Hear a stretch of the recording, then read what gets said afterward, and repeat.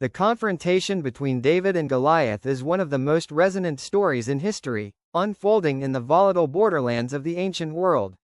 It is a narrative of faith, strategic brilliance, and the ultimate triumph over seemingly insurmountable odds.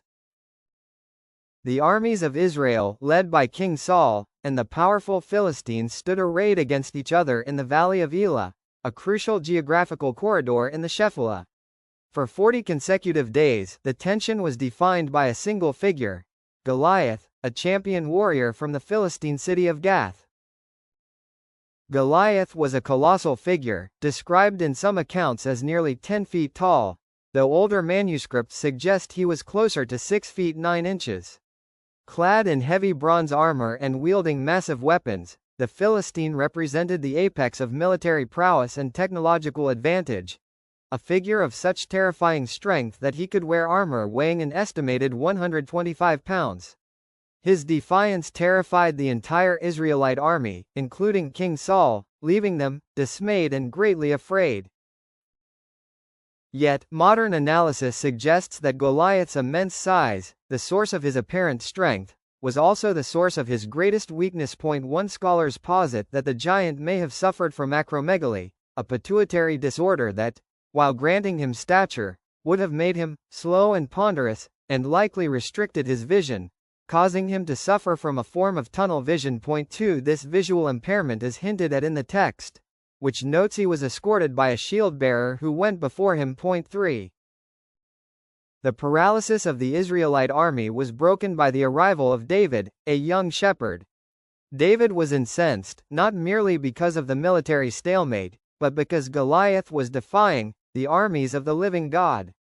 David's courage stemmed from a faith-filled perspective that transformed the challenge from a mundane contest of strength into a cosmic battle for the validation of God's power. When he volunteered to fight, David rejected Saul's traditional sword and cumbersome armor, a move that proved to be a tactical masterstroke. Instead, he chose the tools of his trade, his staff, a sling, and 5 smooth stones chosen from the brook. This choice fundamentally changed the terms of engagement, transforming David from an underdog into a specialized combatant who refused to fight on the giant's terms. The sling David carried was not the toy often imagined, but a specialized, devastating weapon, a form of artillery capable of launching a stone at velocities approaching 100 miles per hour. David chose mobility and ranged precision over Goliath's heavy, slow-moving melee combat.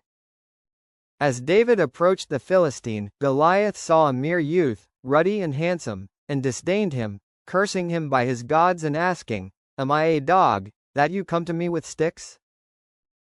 In response, David hurried and ran toward the giant. He swiftly took a stone from his bag and slung it, striking Goliath on the forehead.